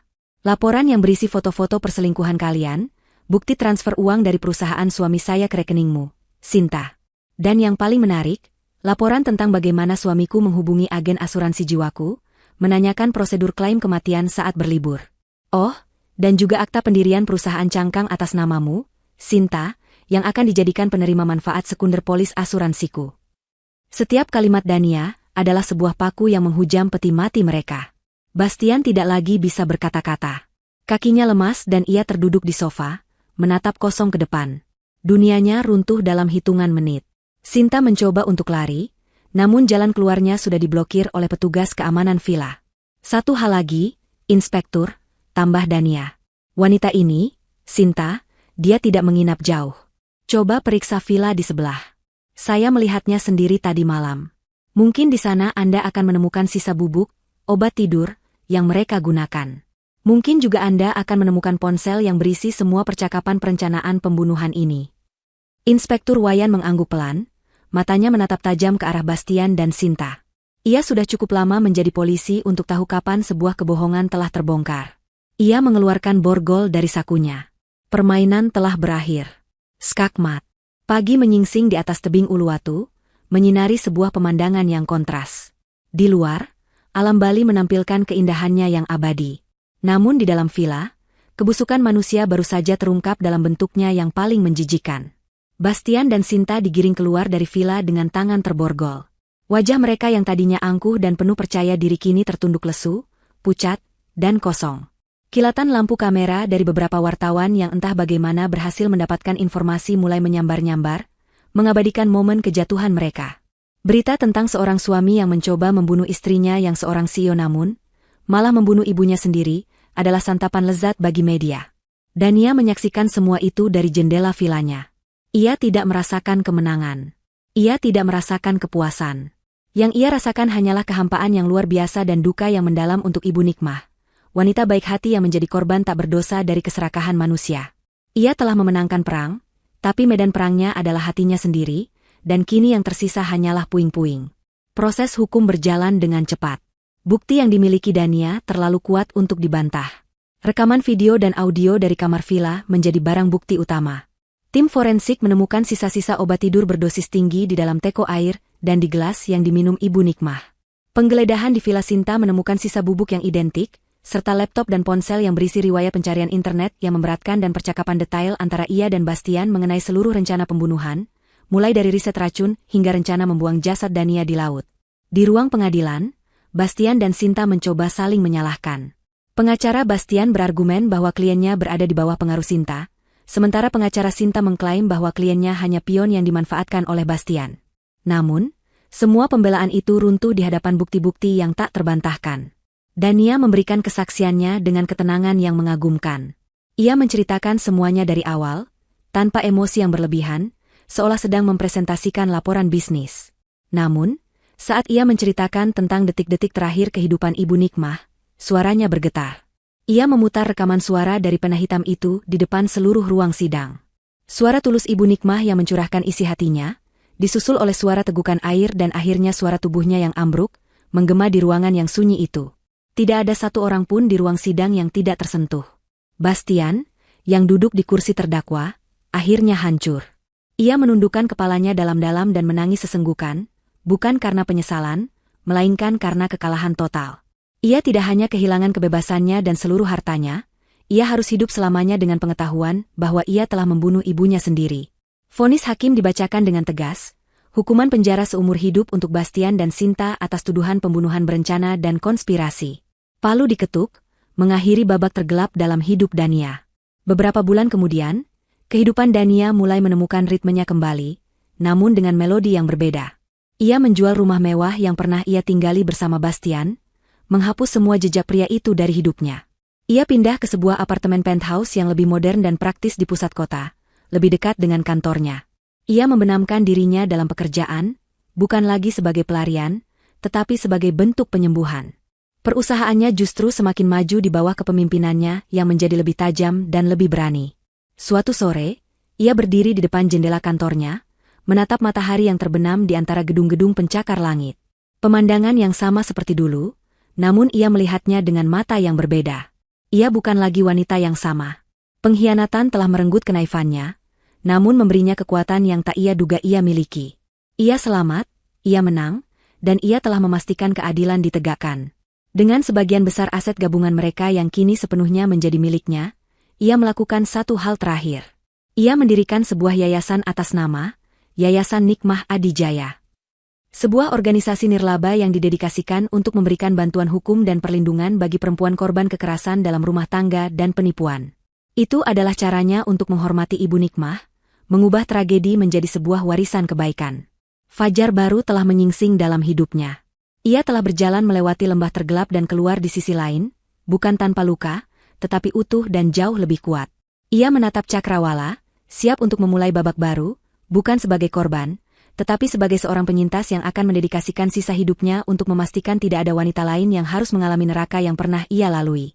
Keadilan telah ditegakkan, karma telah terbayar lunas, dan Dania Adijaya akhirnya menemukan kedamaiannya kembali. 5 tahun adalah waktu yang panjang sekaligus singkat. Cukup panjang untuk menyembuhkan luka yang paling dalam, namun cukup singkat untuk membuat kenangan pahit masih terasa nyata jika disentuh. Bagi Dania Adijaya, 5 tahun adalah sebuah era transformasi. Sebuah proses menempa ulang jiwa yang telah hancur menjadi sesuatu yang lebih kuat dan lebih berharga dari sebelumnya. Pagi itu, di kantornya yang kini menempati 3 lantai teratas sebuah gedung pencakar langit yang lebih baru dan lebih megah, Dania sedang memimpin rapat dewan direksi. Penampilannya masih sama tajamnya. Setelan kerja yang dirancang khusus, rambut yang ditata sempurna, dan sorot mata yang mampu menganalisis neraca keuangan paling rumit dalam hitungan detik. Namun, ada sesuatu yang berbeda dalam auranya. Dulu, auranya adalah aura ambisi yang dingin dan tak tersentuh. Kini, auranya adalah aura kekuatan yang tenang dan penuh empati. Ia tidak lagi hanya memimpin dengan otaknya, ia memimpin dengan hati yang telah melalui api. Proposal dari Divisi Riset dan Pengembangan untuk program inkubasi startup teknologi yang dipimpin oleh perempuan saya setujui, katanya dengan suara tegas yang menggema di seluruh ruangan. Alokasikan dana 2 kali lipat dari yang mereka ajukan. Saya tidak mau program ini hanya sekadar formalitas. Saya mau program ini melahirkan Dania-Dania baru di masa depan. Keputusannya disambut dengan anggukan hormat dari para direktur. Tidak ada yang berani membantah. Mereka tahu, Visi Dania tidak pernah salah. Sejak insiden tragis di Bali, perusahaannya tidak goyah. Sebaliknya, di bawah kepemimpinan Dania yang menjadi lebih fokus dan lebih berani, perusahaan itu melesat seperti anak panah. Ia melakukan ekspansi ke pasar internasional, mengakuisisi beberapa kompetitor, dan menjadikan perusahaannya sebagai salah satu pemain utama di tingkat Asia Tenggara. Ia menjadi legenda di dunia bisnis, seorang wanita yang selamat dari neraka dan kembali untuk membangun surga versinya sendiri. Setelah rapat selesai, ia kembali ke ruangannya. Ruangan itu tidak lagi didominasi oleh warna-warna monokrom yang dingin. Ada sentuhan warna-warna hangat, sebuah lukisan impresionis yang cerah di dinding, dan beberapa pot anggrek bulan yang sedang mekar dengan indahnya.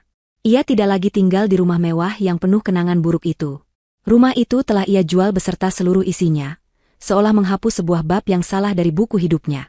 Kini ia tinggal di sebuah penthouse di puncak gedung apartemen yang sama dengan kantornya, sebuah tempat yang ia rancang sendiri, sebuah sangkar emas yang nyaman, tempatnya memulihkan diri dan menemukan kembali dirinya. Di sela-sela kesibukannya, ia belajar untuk menikmati hidup. Ia mulai melukis lagi, hobi masa kecilnya yang lama terkubur. Ia menghabiskan akhir pekannya dengan beberapa sahabat dekat yang terbukti setia menemaninya di masa-masa sulit, bukan lagi dikelilingi oleh lingkaran sosialita palsu. Ia tidak mencari cinta baru. Bukan karena ia trauma, tapi karena ia sudah merasa utuh dengan dirinya sendiri. Ia telah belajar bahwa sumber kebahagiaan terbesarnya bukanlah validasi dari seorang pria, melainkan kedamaian dalam dirinya sendiri. Sementara itu, di tempat lain yang jauh dari gemerlap dunia Dania, waktu berjalan dengan ritme yang berbeda. Di dalam sebuah sel sempit di lembaga pemasyarakatan dengan keamanan maksimum, Bastian menjalani hari-harinya dalam monoton yang mematikan. 5 tahun di penjara telah merenggut semua yang dulu ia banggakan. Pesonanya telah luntur, tergantikan oleh tatapan mata yang kosong dan putus asa. Tubuhnya yang dulu tegap kini sedikit membungkuk. Rambutnya yang dulu selalu tertata rapi kini mulai ditumbuhi uban. Ia bukan lagi seorang manipulator yang lihai. Di dalam dunia penjara yang keras, hierarkinya berbeda. Pesona dan bualan tidak ada harganya. Ia hanyalah seorang narapidana bernomor, seorang pria yang membunuh ibunya sendiri. Stigma itu melekat padanya seperti bayangan, membuatnya dihormati sekaligus dicemooh oleh narapidana lain. Siang hari, ia bekerja di bengkel pertukangan, tangannya yang dulu hanya terbiasa memegang pulpen mahal kini kapalan karena mengamplas kayu. Namun, siksaan terberatnya bukanlah pekerjaan fisik atau hilangnya kebebasan. Siksaan terberatnya datang di malam hari. Saat lampu sel dipadamkan dan hanya suara dengkuran narapidana lain yang terdengar, pikirannya akan selalu kembali ke malam itu di Bali. Ia akan melihat lagi wajah ibunya yang tersenyum tulus, mendengar lagi suaranya yang penuh harapan. Ia akan merasakan lagi kepanikan saat ibunya meraih gelas itu, dan kengerian saat tubuh ibunya ambruk ke lantai. Ingatan itu datang lagi dan lagi, sebuah film horor pribadi yang diputar tanpa henti di dalam kepalanya. Tidak ada penyesalan yang tulus di dalam dirinya, hanya ada penyesalan karena gagal, karena tertangkap. Namun, bayangan ibunya, Ibu Nikmah, wanita satu-satunya yang mencintainya tanpa syarat, adalah hantu yang tidak akan pernah meninggalkannya. Kadang-kadang, melalui televisi di aula bersama, ia melihat berita tentang Dania. Ia melihat kesuksesan mantan istrinya yang semakin meroket. Ia melihat berita tentang sebuah yayasan yang didirikan oleh Dania, sebuah yayasan yang namanya membuat perut Bastian terasa seperti ditusuk ribuan jarum, Yayasan Nikmah Adijaya. Mengetahui bahwa nama ibunya yang ia bunuh kini menjadi simbol harapan bagi para wanita korban pengkhianatan sepertinya, adalah sebuah ironi yang begitu kejam, sebuah hukuman psikologis yang jauh lebih berat daripada dinding penjara manapun.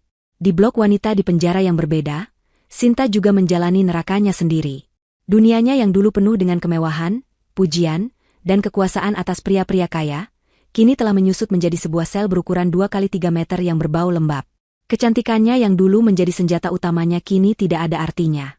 Di sini, ia hanyalah seorang narapidana lain. Ia mencoba menggunakan taktik manipulasinya pada para sipir dan narapidana lain, namun usahanya selalu gagal total. Dunia di dalam penjara memiliki aturannya sendiri, dan ia bukanlah pemainnya. Ia menjadi sosok yang pahit, penuh amarah, dan selalu menyalahkan orang lain atas nasibnya. Ia menyalahkan Bastian yang bodoh, menyalahkan Dania yang licik, menyalahkan dunia yang tidak adil. Ia tidak pernah sekalipun bercermin dan melihat monster di dalam dirinya. Hidupnya kini hanyalah penantian panjang menuju ketiadaan. Malam itu, Dania menghadiri sebuah acara penggalangan dana untuk Yayasan Nikmah Adijaya. Yayasan itu kini telah menjadi salah satu organisasi paling berpengaruh di negeri ini. Mereka tidak hanya memberikan bantuan hukum, tetapi juga menyediakan rumah aman, konseling psikologis, dan pelatihan keterampilan bagi para wanita untuk bisa mandiri secara finansial. Dania tidak tampil sebagai seorang CEO yang glamor malam itu. Ia mengenakan gaun yang sederhana namun elegan, menyapa para tamu dan donatur dengan senyum hangat. Puncak acara malam itu adalah pidato dari salah satu alumni program yayasan. Seorang wanita muda bernama Maya, yang beberapa tahun lalu nyaris kehilangan segalanya karena penipuan berkedok cinta yang mirip dengan apa yang Dania alami. Dengan suara yang sedikit bergetar namun penuh kekuatan, Maya menceritakan kisahnya di atas panggung. 2 tahun lalu, saya adalah seorang wanita yang hancur, katanya. Saya kehilangan semua tabungan saya diusir dari rumah saya, dan yang lebih parah, saya kehilangan kepercayaan pada diri saya sendiri. Saya merasa bodoh, tidak berharga, dan sendirian. Sampai suatu hari, saya menemukan Yayasan Nikmah Adijaya. Di sini, saya tidak dihakimi. Saya diterima, didengarkan, dan dibela. Mereka tidak hanya mengembalikan uang saya melalui jalur hukum, mereka mengembalikan harga diri saya. Mereka mengajari saya bahwa menjadi korban bukanlah sebuah aib, dan meminta tolong adalah sebuah bentuk kekuatan. Dania mendengarkan dari barisan depan, matanya berkaca-kaca. Di sebelahnya, foto besar Ibu Nikmah yang sedang tersenyum lembut dipajang dengan indah, dikelilingi oleh rangkaian bunga lili putih. Nama yayasan ini diambil dari seorang ibu yang menjadi korban dari sebuah kejahatan yang tak terbayangkan. Lanjut Maya, suaranya semakin mantap. Namun, putrinya, Ibu Dania, telah mengubah tragedi itu menjadi sebuah sumber kekuatan bagi ribuan wanita seperti saya. Kematian Ibu Nikmah tidak sia-sia. Semangat kebaikannya kini hidup di dalam diri setiap wanita yang kami selamatkan. Semangatnya hidup di dalam diri saya. Tepuk tangan membahana di seluruh ruangan. Dania naik ke panggung untuk memeluk Maya. Dalam pelukan wanita muda itu, Dania merasakan sebuah kepuasan yang tidak pernah ia dapatkan dari keuntungan bisnis sebesar apapun. Ini adalah warisannya. Ini adalah kemenangannya yang sesungguhnya. Malam harinya, setelah acara selesai, Dania berdiri di balkon penthouse-nya, menatap kerlip lampu kota yang tak pernah tidur. Angin malam membelai wajahnya. 5 tahun yang lalu, di sebuah balkon di Bali, angin yang sama terasa dingin dan penuh ancaman. Malam ini, angin itu terasa seperti bisikan kedamaian. Ia tidak lagi melihat bayangan Bastian atau Sinta dalam hidupnya. Mereka hanyalah catatan kaki dalam sebuah buku yang sudah selesai ia tulis. Ia menatap langit, seolah bisa melihat senyum tulus Ibu Nikmah di antara bintang-bintang. Terima kasih, Ibu, bisiknya pada angin. Semua ini untukmu. Tragedi tidak mendefinisikannya. Pengkhianatan tidak menghancurkannya. Sebaliknya, semua itu telah menempanya menjadi baja. Ia telah berjalan melewati api dan tidak terbakar. Ia telah menyelam ke lautan paling dalam dan kembali ke permukaan untuk bernapas. Dania Adijaya tidak lagi hanya seorang penyintas. Ia adalah mercusuar. Dan cahayanya akan terus bersinar, menjadi penunjuk jalan bagi mereka yang tersesat dalam kegelapan. Ia akhirnya menemukan kedamaian, bukan dengan melupakan masa lalu, tetapi dengan mengubahnya menjadi kekuatan untuk masa depan.